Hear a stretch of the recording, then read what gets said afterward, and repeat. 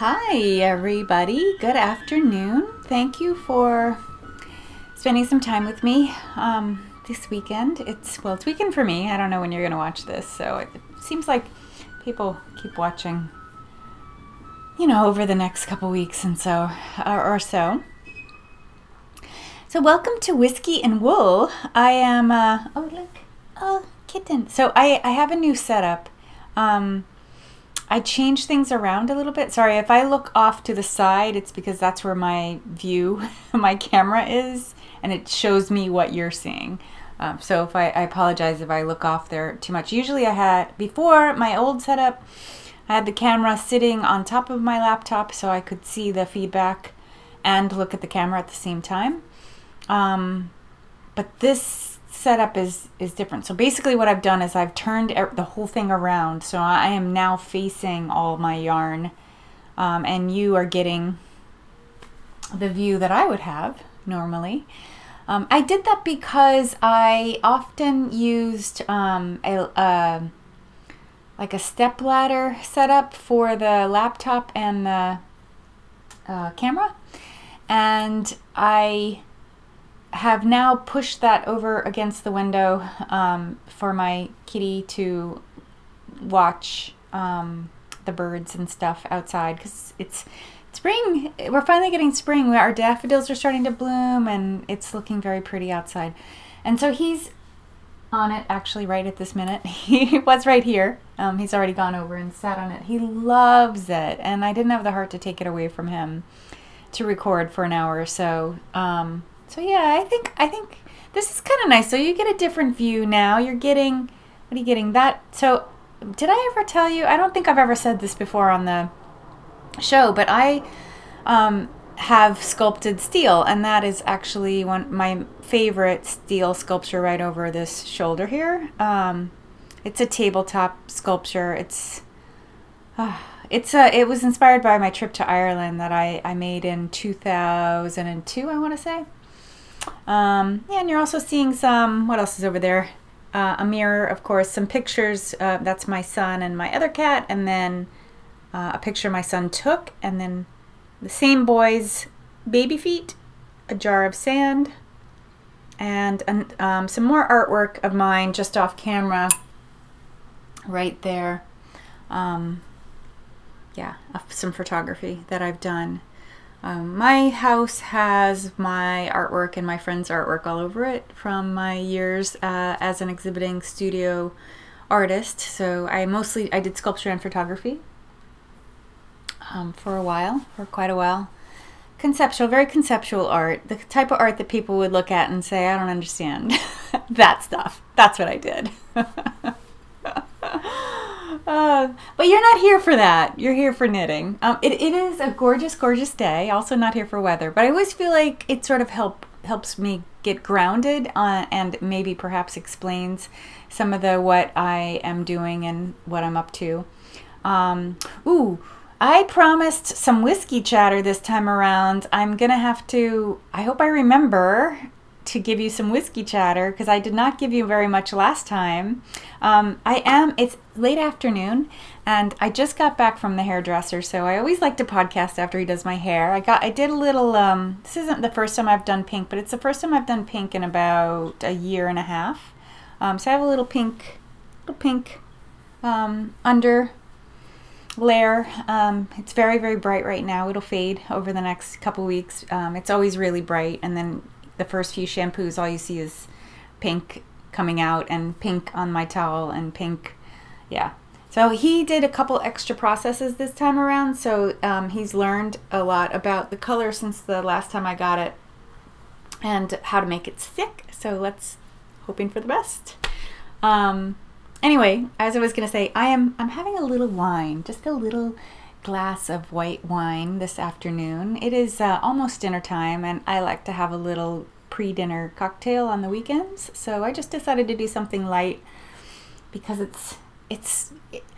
you could be forgiven for thinking that it's summer, because we are having a 75-degree day Fahrenheit. I don't know what that is in Celsius, people. It's probably, what is Amy of Stranded Dyeworks? She seems to really complain a lot about the heat when it's 30, so maybe that's around 30. I don't know.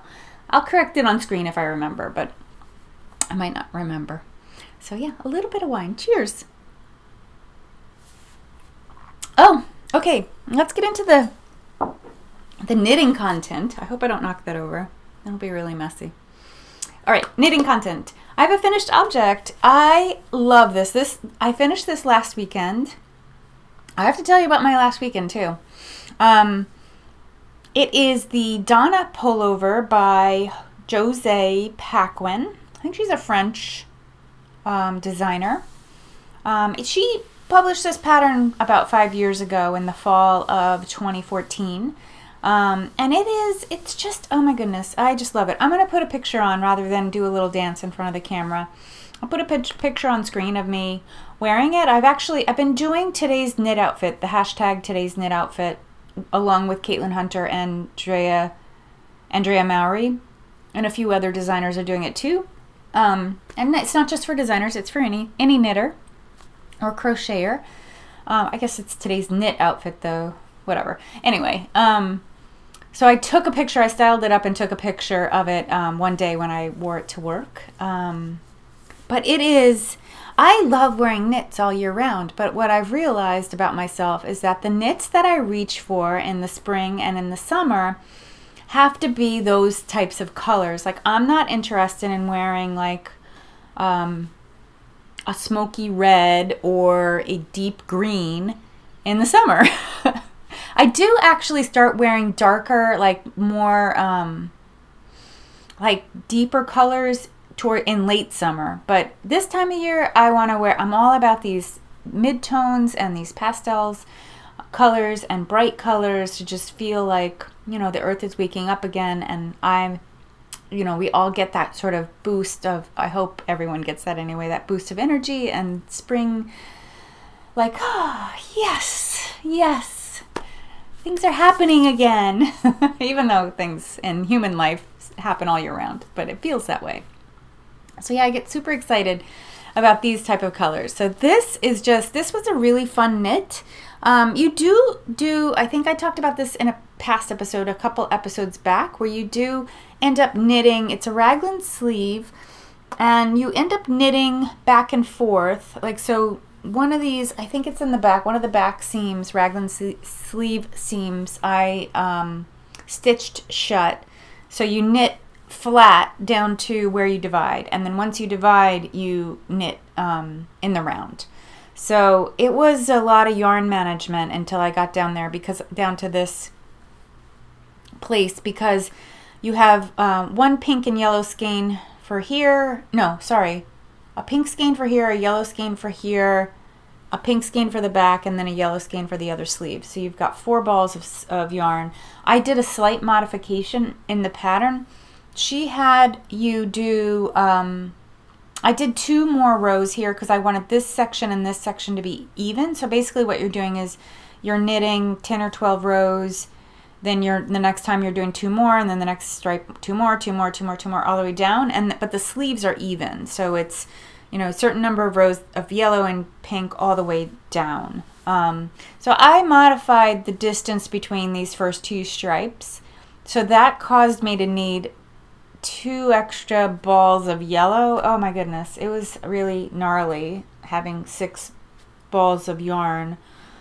I know there's ways to manage it in a better way, like if you're doing a multicolor Fair Isle sweater. And I was doing this for such a short stretch of rows that I just decided to shove on through, power through, and it worked. It was fine. It was a little messy, and it was a project that I didn't feel comfortable knitting anywhere but home for a little bit, but then after that it was easy. It has a cute little shirt tail hem on the bottom, and I did shorten the front. I made the front shirt tail, I stopped the short rows earlier than what the pattern recommended, because I know from my own self that I prefer a little bit slightly shorter shirt tail hem, and I don't like to tuck things in. I know that can be the style, but that was the style when I was a child, to tuck things in, and probably up through high school. And then after that, everybody wore things untucked. And it's been untucked forever since then, because I'm old, so it's forever. yeah, people are tucking things in again, but I'm like, not this middle-aged body. Nope. Not tucking things in. So because I didn't want to have a really long tunic length, and I just didn't want to have to tuck it in, I just I ended it at a place that I find most flattering for me. In the front anyway. Back, I don't care. Back shirt tail hem can be pretty long. But yeah, so that's the Donna pullover. Oh, the yarn. The pink, these are both old yarns. I've owned them for 2 years. I've said this before, I'm going to say it quickly.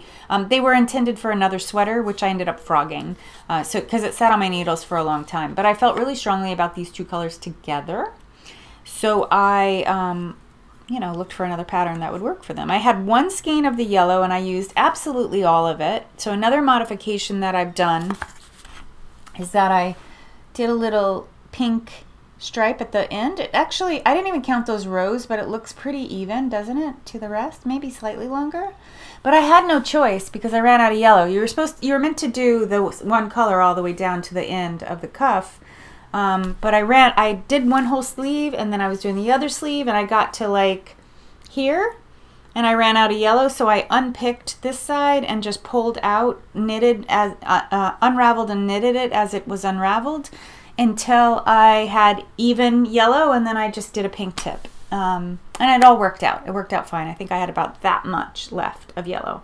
So the yellow, since I've been talking about it, is Baah Savannah, Baah Yarn. Savannah is the MCN base. I don't know if she even calls it that anymore, but I've tagged her in my posts, and she has responded when she didn't correct me. So this is a fingering weight MCN, 80 10 10, 80 superwash merino, 10% cashmere, 10% nylon. The pink, the gorgeous pink, is Sweet Sparrow yarns. The colorway is Queenie. I think that might be something for Game of Thrones, I'm not sure. And it is her Gosling base. I do still shop Sweet Sparrow. I take a look anyway. I haven't bought any Sweet Sparrow yarn in a long time. I'm really hoping she's going to do a trunk show at my local yarn shop. My cat's getting rambunctious over there. Yeah, because she doesn't live that far from me. She's probably like 20 miles or so. She's in the state of New Jersey like I am. I'm coming to you from northern New Jersey, and I didn't say my name. I probably put it on screen by now, but I'm Shannon Bellum. My podcast is Whiskey and Wool. It's mostly going to be about wool today, though I do have a little whiskey chatter I'll stick in at the end if you'd like to stick around and hear that. I am Bellum Make, though, on Ravelry and on Instagram, and all of that is either on screen now or I put it on screen earlier. I probably put it on screen earlier because where am I at? 13 minutes in. That's a record for me before I introduce myself. Alrighty. So yeah, finished object. So this was fun to knit. I love the style. I don't know. I like stripes. I'm not crazy about stripes. But I could see, like, this time of year I like to wear stripes. I have a navy and white striped sweater that's commercial made, and it has contrasting bright blue tipping on it. It's really cute. It's ideal for this time of year. It's a cotton sweater. I don't like to knit cotton, by the way. Really don't like to knit cotton. I will knit wool till the cows come home, and then until the cows go out the next day, I'll knit wool anytime. I like linen. I may make a linen. I'll talk to you more about that later. If not this episode, another one in the future. Yes, so both of these are MCN with a superwash merino, 80% superwash. I did notice quite a lot of growth. My sleeves got quite a bit longer. Maybe if I put this arm out, you'll see better. It doesn't actually, they don't look too bad right now. But I probably finished it more like here, more like right around that bone there. So they did grow, my sleeves did grow, and so did, I feel like the length grew too. I think that's the nature of superwash though. Like, so whenever I make a superwash sweater, I always think about, oh, I'm gonna get some growth. It's gonna grow in length. So let me take that into account. Case in point right here on Martha. Martha is wearing a whip. This is a whip that I showed you last time. Do I have the info? Yeah, so this is the This is the Elton cardigan by Joji Locatelli. You could be forgiven for not recognizing it because the Elton is a mohair and wool striped cardigan. I had bought the pattern and I had made the striped, a mohair wool striped version. But for this yarn that I bought, this is Sandwich Fibers. I'm now trying to buy a sweater's quantity of yarn whenever I buy yarn because I've realized that's really what I'm most interested in knitting. And you don't see it, but I'm staring at my massive collection of indie dyed yarn, and most of it is either 1 or 2 skeins. I do have 1 pack of 3 skeins in there. And I am not knitting it, and it makes me sad. So I will be doing a destash. I have a destash going on right now of ones that I know, of all my singles bases, most of my single bases, because I don't really want to knit with singles anymore. I'm trying not to knit with singles. I think they're nice for shawls, but I don't think they're nice for sweaters. And since I've realized that I'm mostly interested in knitting sweaters, unless I'm doing a little gift knitting, I'm trying to divest my yarn stash of all the single plies that I have. And yeah, I think it's time to go back through and get rid of all of the single skeins that I'm not too attached to, and just send them on to a home that will love it and use it and all of that jazz. So, tangent. Sorry, apologies. Okay, yeah, so this is the Elton cardigan, and I did not stripe it, as you can see. I knit it out of 1 color yarn. I had bought 3 skeins of this in a sale that was post Vogue Knitting. I had seen Sandwich Fibers. She's another New Jersey dyer who's very close to me in terms of geographical location. I met her at a show, but I wouldn't blame her if she didn't know who I was. She full-time dyes, and her yarns were gorgeous at Vogue. I just had a hard time making a decision about what I wanted. I wasn't thinking clearly about sweater quantities at that point. I had in mind when I went to Vogue certain things that I wanted to buy. I also kind of had a budget, and I had already blown it by the time I'd gotten to Cat Sandwich. So I decided to just file away what I'd seen and buy more at a future date. So that's what happened. She had another sale. I felt I had huge fear of missing out on her yarn after I left Vogue without buying any, and I decided to purchase them at a sale, and I knew I wanted 3 skeins so I could make a sweater. I didn't know what sweater. But when the yarn arrived, this is, let me show you her label real quick. Sandwich Fiber. I really like, this is working much better, this setup with the label reading. I'm not having as much trouble as I normally do. It's her glitzy base. It is, I'll read it to you. It's called Garden Tea Party is the colorway.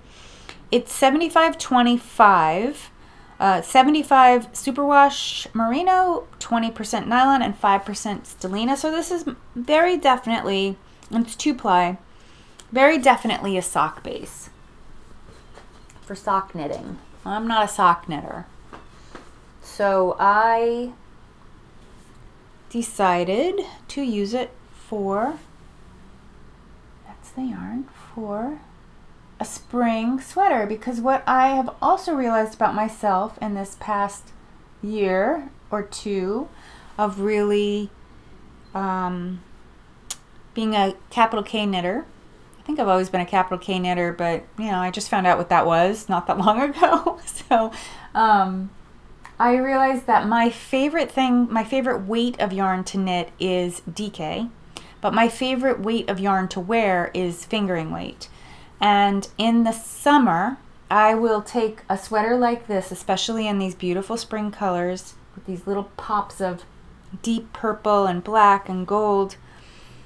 I'll take this to work. This is going to get a lot of wear. I've got to get it off the needles because it's time. It's time to wear it. This time right now, all the way through the summer. Because it is so wearable in terms of the color and the weight. I'll throw it on over a skirt and t-shirt, like some sort of dressy t-shirt, and I will wear it in the office as the, you know, I might take it off to go outside, but put it back on when I go inside because of our air conditioning. Because we get pretty hot summers here in northern New Jersey, New York area, New York metropolitan area. It gets very hot, but the air conditioner is turned on high everywhere. So you walk in to any building, a movie theater, anything like that, restaurant, you're gonna freeze. So I will take a sweater like this and roll it up and put it into my handbag, and then take it out when I feel cold. Like even on mass transit, it could be very cold. So yeah, I have almost a full skein. I haven't really used that much, and I think it's because it's not such a long sweater. I did knit it right to the spec of the pattern, in case you're wondering. It's not too, it's the length that the pattern calls for, though it looks a little short. I think it's gonna look fine though over, first of all, it's gonna grow because it's superwash. So it'll probably grow an inch or so. And it will also, look fine the way that I'm gonna style it, like over capri pants and a blousey shirt, or over a skirt and a blousey shirt. So perfect. I am gonna have a lot of yarn left though. I have little drabs. I'm alternating skeins. I alternated skeins through the whole body, in case you're wondering, because I found that, I don't know if you can really tell now, but I found that one of the skeins had a lot more blue in it, a lot more turquoise, this one right here. I don't think you can really tell at this point. So I alternated these through the whole body, and I got the third skein and I started to alternate with one of these for the sleeves, and I'm really regretting it, I don't really want to alternate on the sleeve, so I may end up just detaching the fatter skein and using up this and then attaching it. I don't really think there's that big of a difference in the, especially on a sleeve when you're knitting, you know, shorter lengths. Yeah, and the other thing I'm trying out, let's see if you can see these. Oh, you can, good, because I'm like mid-row. So I'm trying out these flippy flips, these Addy flippy flips. I got them last weekend at my local yarn shop. These I only bought one size, the size that I needed for this sweater, to just see how I like them. They're weird. I mean, I think I like them. They're definitely less confusing, or like they're less fiddly, I guess is probably the better word. They're less fiddly than double points. I feel like I should have 4 though, because what happens is that you have one working needle, and then the sleeve, or you could use them on a sock, I guess, too. It's like magic loop without the loop, so you knit to the end of one needle and then knit the other. So in that sense, like, I don't really like magic loop because I don't like having to fiddle with that cord. I'd rather have a bunch of needles clicking around, and, you know, for the way the double points, having the 4 double points click around, than having the cord to fiddle with. So this is kind of in between. It's a good compromise, I think. I'm gonna knit this whole sleeve. I do have double points that I may switch to if it really gets frustrating. I guess my worry is that where the join is, there may end up being a noticeable gap, but so far there doesn't seem to be. I seem okay. I think it's okay.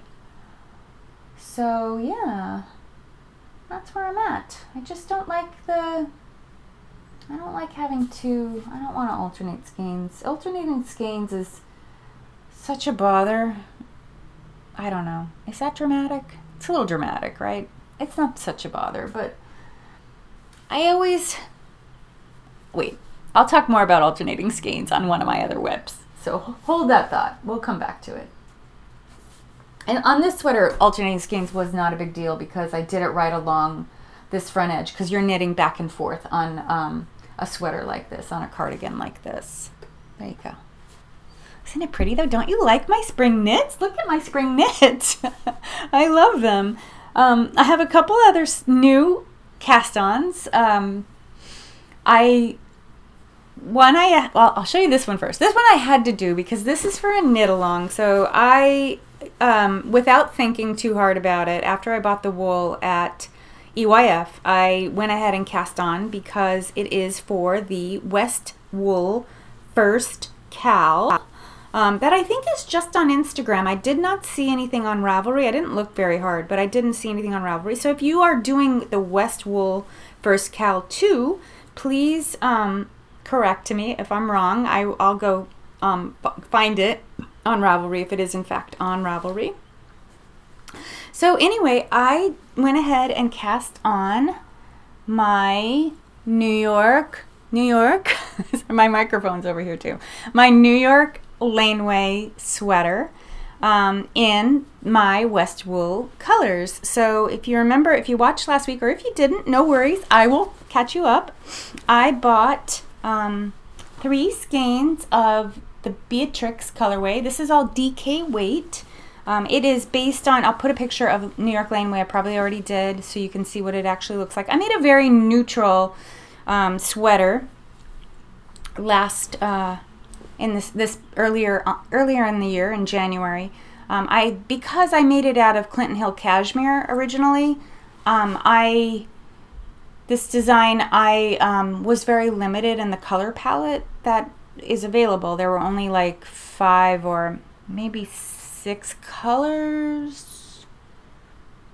Yeah, and I already had some, so I was just adding to what I had. So yeah, anyway, it ended up being very neutral. I love it. It's beautiful. I get tons of compliments on it when I wear it. It's so cozy. That cashmere, usually cashmere pills quite badly. I'm not having any problems with pilling with that cashmere. But nevertheless, I wanted to make a brighter version. So the West Wool seemed to do it. So the yarn that you're seeing on top, the color that you're seeing on top is glass, the color glass. The orange is Beatrix, and then in the design there's a black yarn. I've replaced the black with this cool toned gray called Greykivisk. Greykivisk, very cute. So yeah, that is my new cast on. It is really just sailing along. Whenever you're knitting something, like same with this too, with the stripe, where you get to just mindlessly knit, and then it's like, oh, now I'm ready to do a little something. So you do a little something, like here it's a color change, so now it's like, oh, I'm doing a color change, yay. It just feels like you move so much faster. So I'm actually in the section that ends up being the longest in terms of nothing happening. So I have to do about, I don't know, I think it's 5 inches of this orange before I stripe in the gray. So yeah, I'm loving this. But look at it. Oh, again, so bright. Look at the bright colors. It looks so good. It looks so good. So yeah, I'm trying to get this done. If I finish it by the end of April, and I should have no trouble at all finishing it by the end of April. I guess I'm eligible for a prize. I don't even know if there is a prize. It might just be a knit along. I assume there's a prize, knowing Stephen West. But yeah, I'm really, really loving it. I'm loving the yarn. Let me talk to you a little bit about the yarn, because the yarn is brand new, and not too many people have knit with it. It's really lovely. It's got like a nice, it's crisp in terms of its stitch definition, which I think you can see there. I mean, I'm not cabling or anything, but you can really see the stitches very easily. And I think in, blocking, of course, it'll smooth out completely and look really nice. So that's really nice, but it's also really springy. It's a very springy strand. So it's recovering really nicely whenever I stretch it or pull on it. Yeah, I really, really love it. It's really nice. This will definitely not be my last West Wool knit.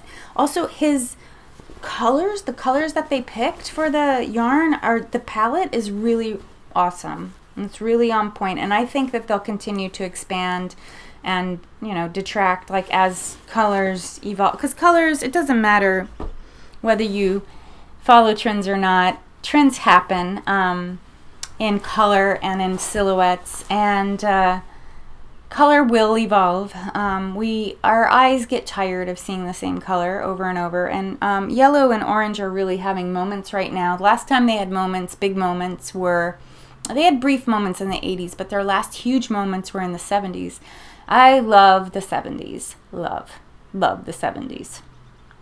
So I love their fashion. I love the 70s fashion. So I wear a lot of 70s inspired colors and 70s inspired fashion. There was a little resurgence too in the 90s, but very, very small, very short-lived, faddish even. Okay, my next cast on. Oh, I should show you. Oh yeah, it's over there. Okay, I may jump up and get that. My next cast on is the As If Tee by Shay Johnson, which I will put on right here. You'll see a picture of it. I'll put that down there. Sorry, I got hair on my face. Driving me crazy, itching my nose. I saw this sweater, I saw this As If Tee in the Christy Glass Knits Rhinebeck sweater of 2018. It was an Asian woman wearing, I think she was Asian, I might be wrong, and she had a lot of tattoos, and she was wearing like a very neutral toned, like grays and maybe some brown if I recall right, but I think the mohair she used and it was silvery. Anyway, I immediately queued it. As soon as I saw it on the video, I queued it. And I knew I wanted to put it in my queue, in my Ravelry queue. I'm someone who really uses my queue. Like, so I use my queue to queue up. I think it's the way it was meant to be used. Like, so I use it to queue up things that I am planning to knit, or that I'll move things over there. The top 10 are things that I have the yarn for, and I just am waiting for the inspiration to cast on. And they're all lined up here, actually, most of them.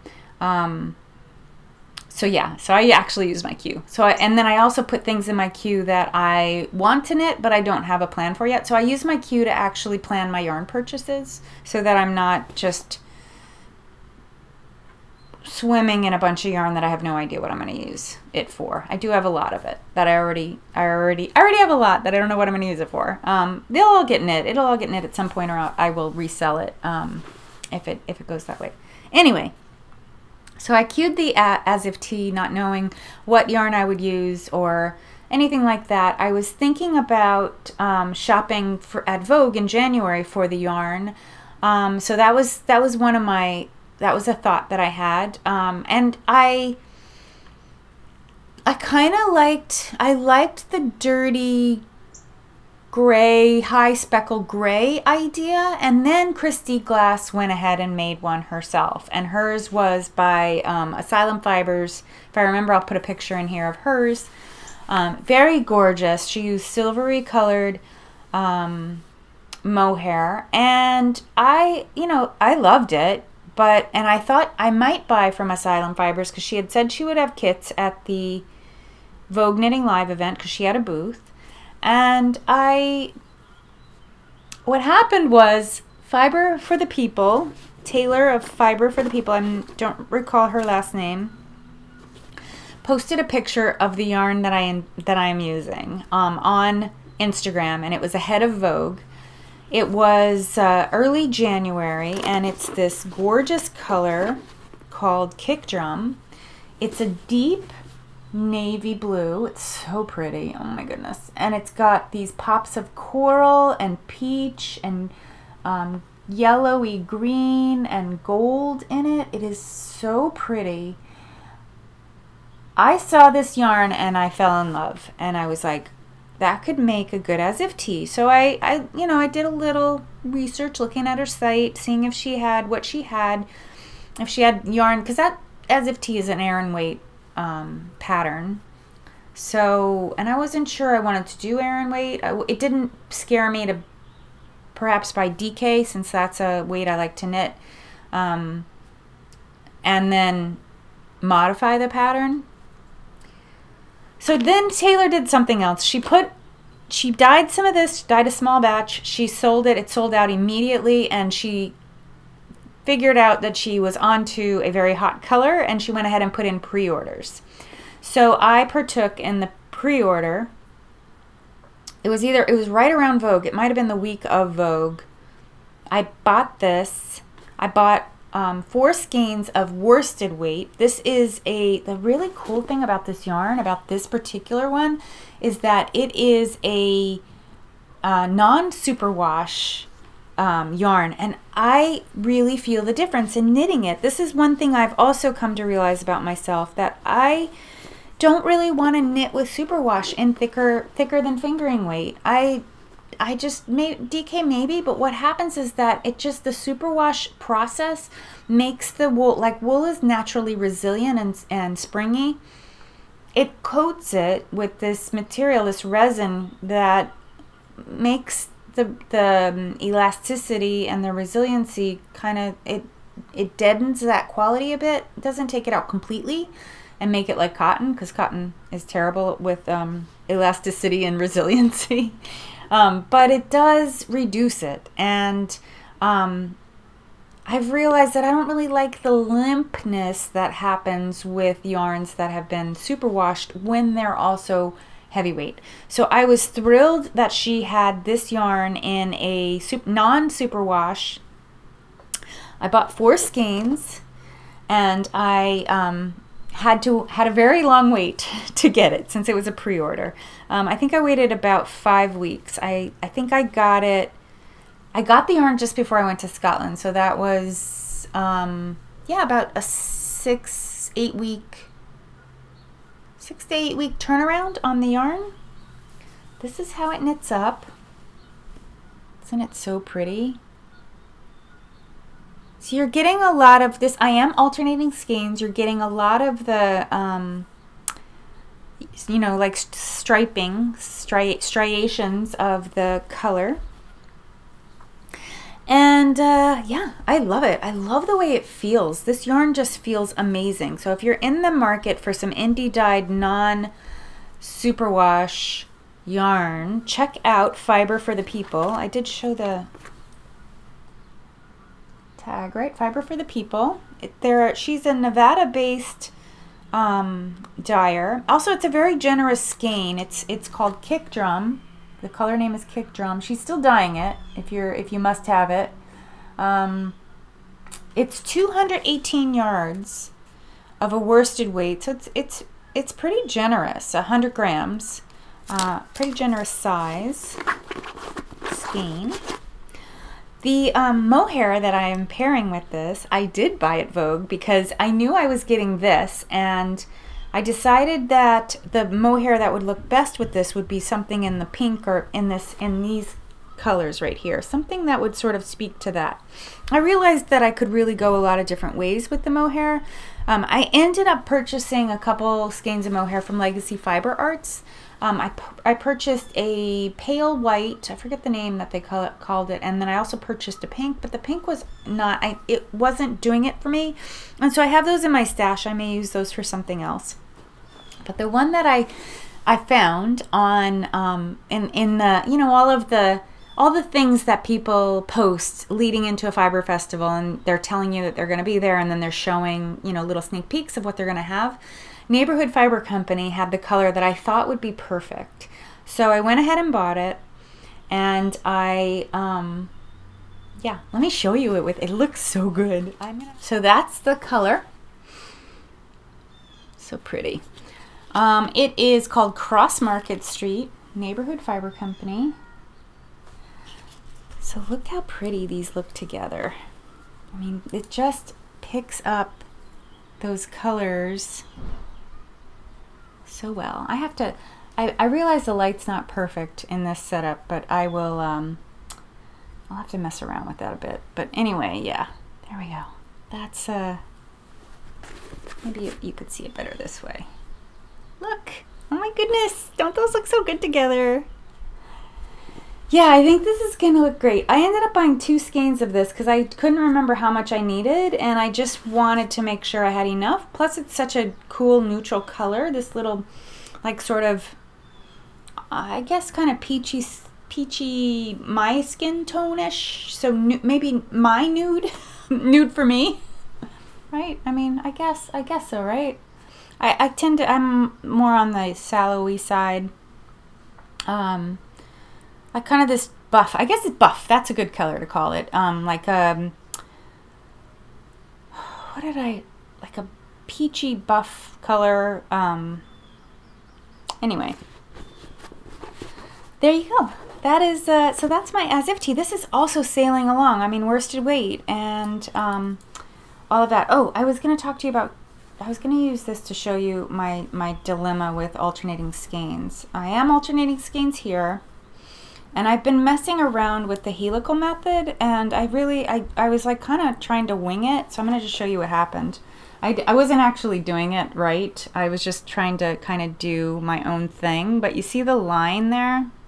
You can see the line where I was switching. But then up here, this last half inch, I started to do it right. I don't know what was, I don't know, I was lazy.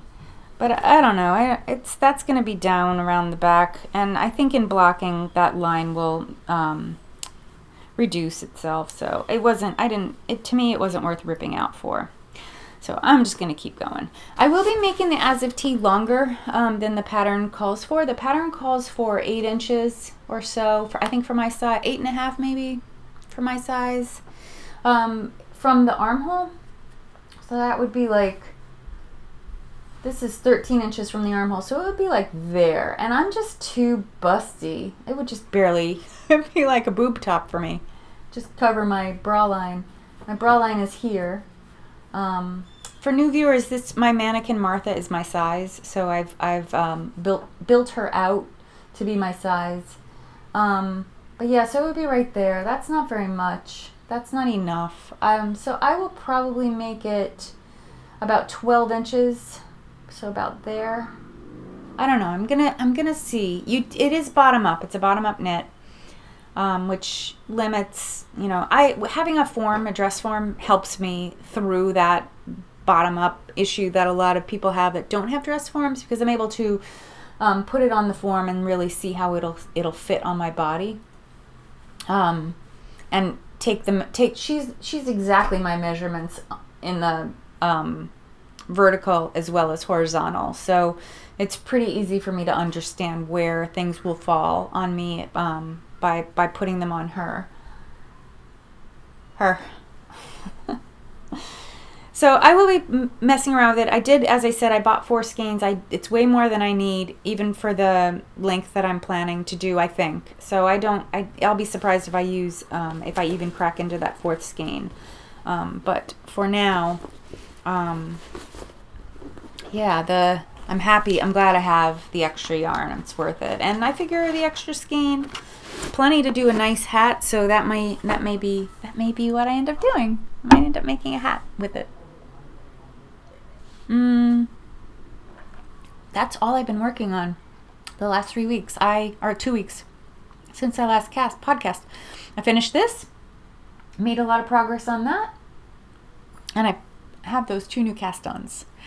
So now, sorry about the noise just then. I'm doing well on time. So let's see if I can show you my stash acquisitions in the next few minutes. In 10 minutes or less. So last weekend I worked a trunk show. I took all my designs down to my local yarn shop because it was New Jersey Wool Walk weekend, and I wanted to, I was invited, and I accepted the invitation to show my designs. And I also ran a 20% off sale, pattern sale, so hopefully you took part of that and took a pattern, got a pattern for, you know, 20% less than what I normally sell them for. Anyway, I was at the local yarn shop showing off my designs, and I was hanging out with MollyGirl a little bit. Angela of MollyGirl. She is a indie yarn dyer who I didn't know that she's another New Jersey indie yarn dyer. So that's really cool. It was really nice to spend some time chatting with her and getting to know her. And I purchased some MollyGirl yarn, which I will show you here. And I was completely inspired by this sweater. And as I was working on this, knitting this over the past week or so, 2 weeks really, I was recognizing that, hey, I'm actually making something that's going to get a lot of wear. Because I don't always work that way in my knitting. I tend to just knit things that I don't know. Maybe I love the yarn or I love the pattern, but I'm not so good at thinking about, oh, that's something I'm going to wear a lot. I guess I'm not really worried about that, or I don't really think a lot about that much because it's something I'm not so concerned about. But I was recognizing that this is the weight of sweater, and it's the colors that I like to wear in the summertime. And so I was feeling like I wanted another version. So I was there both days. I was there both Saturday and Sunday. On Saturday, Angela was not there. It was just me and the store employees, and the shop was slammed. So early on, though, before it got busy, I was kind of going around, like whenever there was a lull, I was like taking MollyGirl yarns and making different yarn pairings just for fun, and just sort of to see, you know, if those pairings appealed to people, they could just pick them up and take them without really having to spend too much time thinking about it. So that was fun. But so I had done, like, I don't know, 3 or 4 groupings around the table, and this woman walked in with her friend, and she made her way around the table and picked up every single one of the groupings that I made. And I was a little bummed, I have to be honest, because I was thinking about this sweater, and I was thinking that at the end of the show I was going to buy some of the yarn, and yes, I could have put it aside, but I wasn't that wedded to any one of them. I liked them all, but she picked up all of them, so I was like, oh man, okay, it's fine, I'll find some other stuff. And so she stayed in the store for a while doing her shopping. I finally said to her, she was talking to me a little bit, and I finally said to her, you know, everything you've picked up there are all the things, all the type, you and I like the same colors, these are all the things that I like too. And she was like, oh, really? Oh, okay. And she just like kind of held them tight. And she finally, I guess, realized how much she was spending or something. But she took a pause, and she reviewed her purchases and ended up putting a couple of them back. And one of them was this little pairing here. So these two. So these were the only 2 skeins that Angela had of this color. And these are more... these are definitely darker, dirtier colors. These are more like the colors that I will wear later in the summer. So I tend to start wearing darker and deeper colors in August. Like as it gets really, really hot, I don't know why I get very attracted to like these dirty colors. Maybe I'm just tired of all the pastels and midtones by then. That's probably really what it is. So it turned out that these were the only 2 skeins that Angela had left. They were from a club that she called Spotlight Volume 1, Fleece is the word, and it was the colorway We Go Together. And yeah, this was the one pairing that, or I had set these aside with a couple, I had put like some other different fingering weight singles on either side of it, and I think those got taken. This is a 75-25 superwash, so it's a really generous yardage, so about 900 yards here between the 2 skeins. And I decided that I would pull a mohair solid to go with it. I was going to buy a 4th skein, but then I just realized that was nuts. Like, this is plenty of yarn. This is 900 skeins, and this one here, this is called Wake Me Up Before You Go Go, is 450 yards. So together, this is about 1,400 yards. Did I do the math right? Yeah, this is about 1,400 yards. So that's plenty for a fingering weight sweater.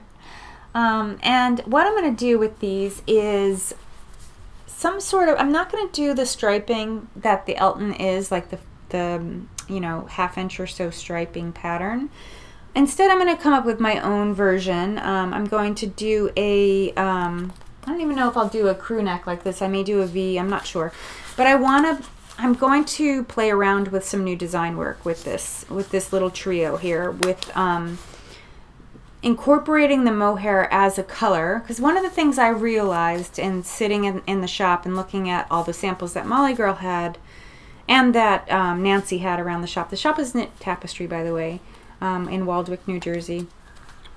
One of the things I realized is that I wasn't fully embracing mohair as its own thing, like how it could be its own thing.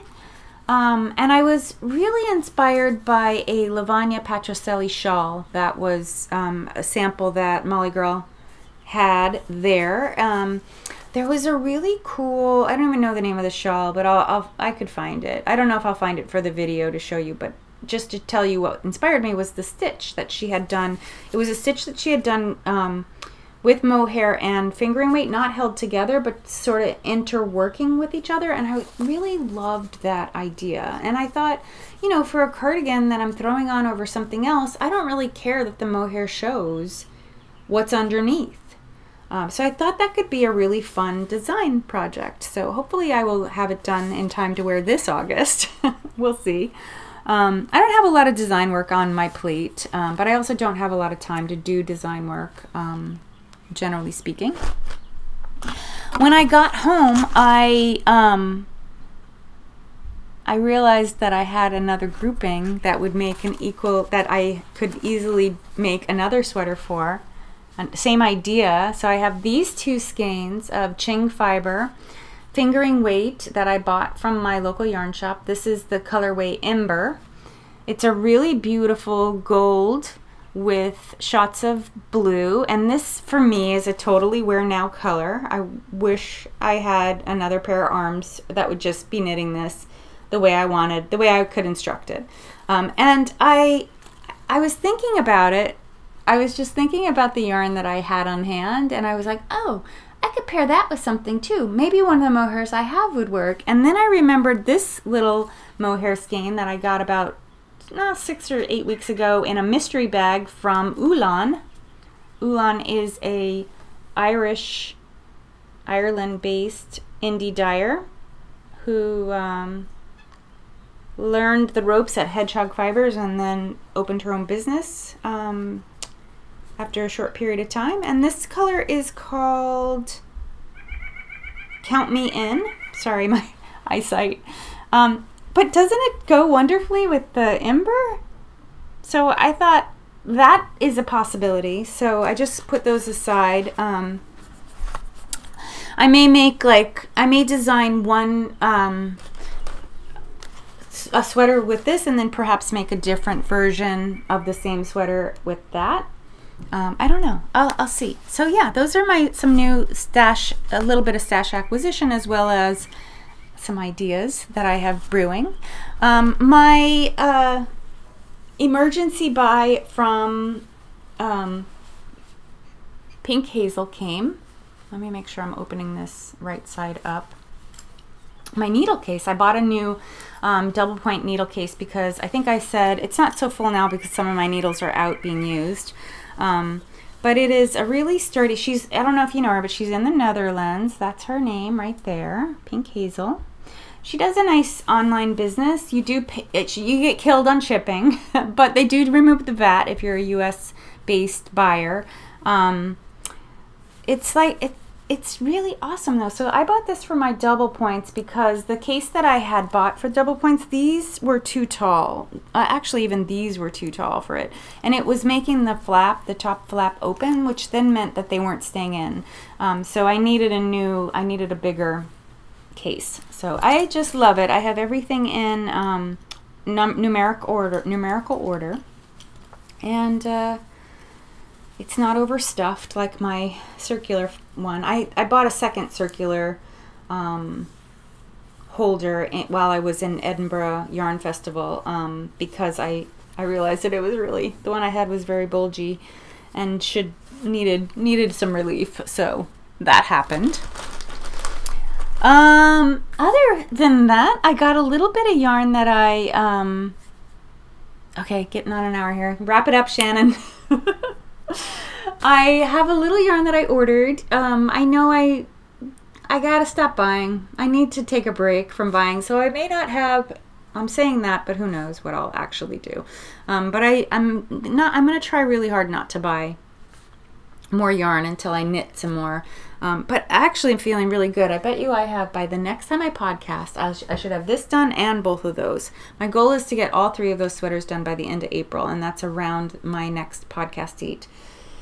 So that would be really, really rockin' if I crank through those, and then I can get a few more things on the needles, and I'll feel better about all this yarn that's piled around me. Yeah. Okay, I could not resist. Stitch Together Studio is one of my favorite dyers. I love her way of using color and her way of speckling, and yeah. So she did a Game of Thrones themed yarn club that she put up while I was in Scotland, and I just said, yes, I want it. You had to pick a house, and then she was sending you mystery skeins. So I bought 2 sock sets. They were sock sets. So, and she said that it would be a speckled yarn, a speckled 100-gram skein, and then 2 minis. One would be tonal and the other one would be speckled, but they would all go together. So I bought 2 so that I could put them together into a sweater. So this is another fingering weight sweater that I'll be making. And I chose House Stark. I chose the Starks because I do want them to succeed. I love that family, and I think that series, the Game of Thrones series, is really about them. It starts with them, and I think it's going to end with them. So I feel strongly about House Stark, but I also realized that House Stark was probably going to be shades of blue, which you know I love. So I was all in. So I got these today. She felt strongly about us getting them ahead of the premiere, which is tomorrow night, Sunday night. I don't know what day you're watching it, but it's Sunday, April 14th is the premiere. So this is called Winter is Coming, which is the motto, and she named all of the ones in the motto. If you like this, she's putting more pre-sale up, I think, pre-orders, I think, up for all 4 houses. The Baratheon color is beautiful. She's been teasing on Instagram. But anyway, this did not disappoint. The orange was a little surprise, and it's fine. She's got some orangey speckles in there, you can see there. And the speckled little skein is adorable. It's beautifully contrasted where it's mostly white, and the orange skein is beautiful too. So again, I bought 2 skeins, 2 sets, with the idea that I would be able to combine all 3 colors and make a sweater. I have a pattern in mind, actually. There's a pattern that exists that I think this will work with. I'm gonna check it out yardage wise. I'm not sure I have all the yardage, but if I am missing yardage, I think I'm just gonna pull a skein out of my stash and combine it. I've got some things that would go with this, like I don't know, I'll find something. I think I have a nice tonal gray or something that would work with these to extend the yardage, or I might have a partial skein somewhere. So I think altogether I've got, oh yeah, these are big. These are her 75/20, so these are 460 yard skeins. I think the minis they look like they're 10 grams or so, so I've got another 40 grams. So altogether, I think I have about 1,200 yards. So that should be fine. I should be fine. Maybe throw in one more something, little half partial skein.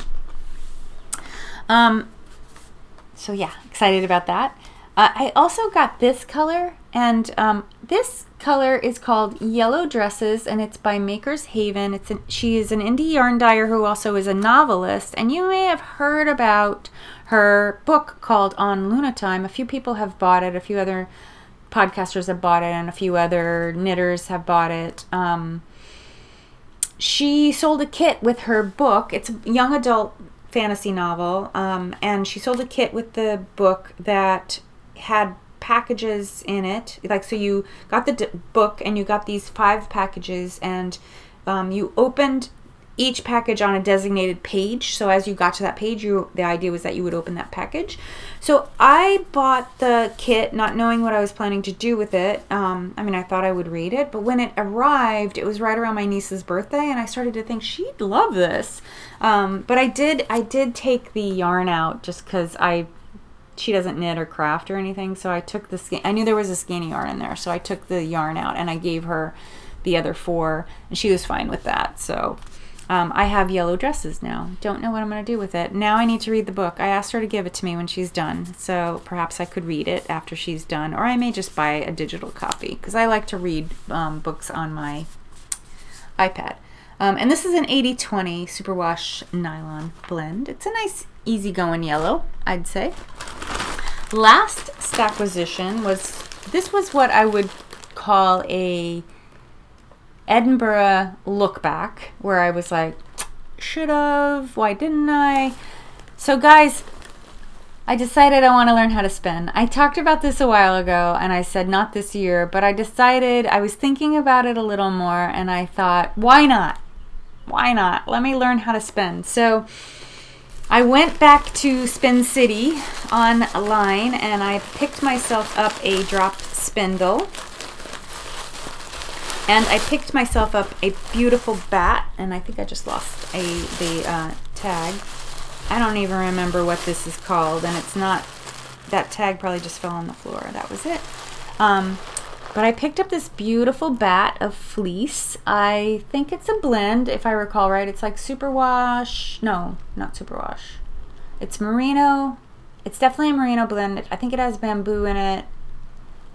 I want to say it's something with the word mermaid, but it is so bright. I don't know if you're even, yeah, that's a good representation. My lights are quite close to me, so they're doing a good job of color. Actually, where I am, the color is perfect. Yeah, so I got this bat. I'm not going to practice with it, though. I have ordered from a local to me fiber person some more, I think it's all, I think I bought all merino. It was whatever, she recommended it for beginners. So I was like, perfect, I'm getting it. I'll hang on to that until I get a little skill. And then the drop spindle I bought, if you're not familiar with Spin City, she does these resin high sparkle bases that the spindle, so you can see the spindle this way, that have like, I think it's called decoupage in them. This isn't the one I ordered. I ordered one that had a vintage Eiffel Tower in it, and she told me that it was gone, that it was sold out, even though it was listed, and she apologized and said she picked out something else for me that she thought I would like equally well. To be frank, I'm not crazy about it. I don't really like old-timey images of people. I'm not feeling that whatever 1890s fashionista lady. Yeah, kind of dopey looking to me. She also makes, I wished I just had gotten the flower one, because she really makes a lot with pressed real flowers in it, and also cutouts of butterflies, which are beautiful. I should have just gotten that instead of this, but whatever, man. Maybe I'll gift this to somebody. Yeah, anyway. You'll be glad to know I'm taking a class. I'm taking a class with Alex Creates. I'm so excited. So I'm going to be learning how to spin from him. He's going to teach us drop spindle. It's a 2-hour course at a local to me farm, because he lives near me. He lives in New York City, which is right over there, half hour that way. And the farm is actually an hour out west of me, so the other direction. And I want to say it's called Purple Alpaca Green Goat. So I think I was the first person to sign up for the class, because he posted it and I was like, oh my God, yes. Because I was looking for I'd been talking to my local yarn shop people, and I had been looking for something, a course or something that I could take. And it just so happened that Alex posted one, and I'm so excited. I'm so excited to chat with him and talk with him and learn from him and pick his brain. He's going to teach us about yarn construction and all of that. So that's super exciting and fun. What else did I promise you? Oh, I promised whiskey talk. I am going to put in, you probably already saw it, I wanted to tell you about the second distillery, because last time I talked about the first distillery we went to a distillery in Scotland called Glencoe, I want to say. I might be pronouncing it wrong. I'm going to go grab the whiskey in there. So as I was saying, we went to a distillery called Glencoe. So I bought this whiskey there. I was trying really hard while I was in Scotland to buy things that I couldn't easily get here, and I didn't know enough about this particular distillery to know whether or not I could get this whiskey here. I haven't seen it though. This is a very tiny distillery. It's gorgeous, so pretty. And I bought their cask strength, which I don't know if you are a whiskey drinker or not, but it is about 60% alcohol. The idea is that you water it down and that you don't drink it at cask strength. And that's what they do. They will add, when a cask will be a certain level of alcohol, and then they will dilute it to get it to the marketable percentage that it needs to be. So I was told that cask strength whiskey was hard to get of theirs anywhere but there, so that's why I ended up purchasing it. I haven't even opened it yet. I haven't tried it. But their whiskeys are officially a Highland distillery in the Highland region, but they are considered a lowland distillery in terms of their taste, in terms of the way it tastes. So lowland whiskeys tend to be grassier, a little herbal, lighter in color, and easier to drink. If you're not, like, that would be a good place to start with a lowland whiskey. If you're just starting out trying whiskeys, that's a good place to start. The Highland whiskeys will have a little bit smokier taste to them. They'll have a little bit more. Some of them will have, if they're island ones, they'll have fishy taste to them. Like, you'll have some fishy overtones, which sounds kind of bizarre and strange, but actually tastes really good. Because again, remember, you're not drinking like a massive amount of it. You're drinking a small amount in a glass. You're usually just having one, because if you have two, you're probably going to be on your back soon, because whiskey's strong. And it's certainly the right way to drink whiskey is to drink it with just a couple drops of water, not in a cocktail. If you're drinking whiskey in a cocktail, then all of these flavors are lost on you. So you're best off having, if you're going to have a whiskey cocktail where you're mixing in fruit juices and stuff like that, you're better off using a blend. You may as well, because all of those nuances of flavors are just going to get drowned out by the fruit juices or whatever it is that you're mixing in with whiskey. So that's my little whiskey talk. I have more. I have a lot more. I did a little whiskey class. I was actually the teacher. They say you learn best when you teach. So I did my research. I am an A student, so I did my research and I led a class, led my family through a tasting, and I learned a lot. So I have a lot to share about whiskey, and I'm happy to hear your thoughts too. So share away your thoughts on whiskey and wool. All right, thank you so much for spending time with me. I really appreciate it. I appreciate all my viewers, and I read every comment and I comment back. So please tell me what's on your mind and what your thoughts are, and I look forward to seeing you next time. Bye. Going on a wee walk in the woods. So gorgeous. Beautiful trail.